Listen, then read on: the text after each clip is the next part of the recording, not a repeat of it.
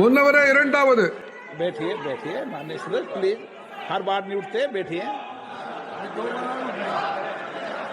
முன்னவரே இரண்டாவது வாக்கு திருட்டு சம்பவம். எப்போதும் போல தேர்தல்கள் நடந்தன. இப்படிப்பட்ட வாக்கு திருட்டும் கூட கடந்த காலத்தில் நடந்தது.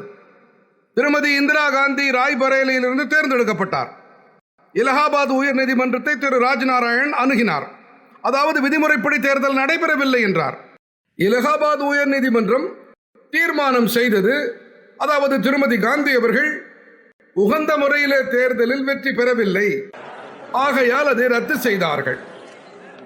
தலைவர் அவர்களை இதுவும் கூட வாக்கு திருட்டு தான், பெரிய வாக்கு திருட்டு. அடுத்து அதற்கு பிறகு என்ன நடந்தது? அதற்கு பிறகு அந்த வாக்கு திருட்டை மூடி மறைக்க அவையிலே சட்டம் இயற்றினார்கள். அதாவது பிரதமருக்கு எதிராக வழக்கே போட முடியாது என்றார்கள்.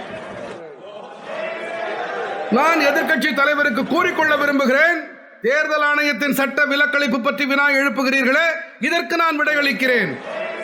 சட்ட விலக்களிப்புக்கு நான் பதிலளிக்கிறேன். ஆனால் சட்ட விலக்களிப்பு திருமதி காந்தி தனக்கு கொடுத்துக் கொண்டது, இதற்கு என்ன பதில் சொல்ல போகிறீர்கள்? அவர் தனக்குத்தானே கொடுத்துக் கொண்டாரே, பதில் கூற முடியுமா? முன்னவரே முன்னவரே அவர்களின் குற்றச்சாட்டு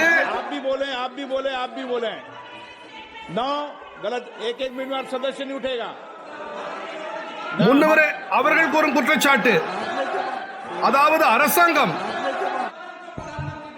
அரசாங்கமானது बनाया तो लोकतंत्र ने बनाया,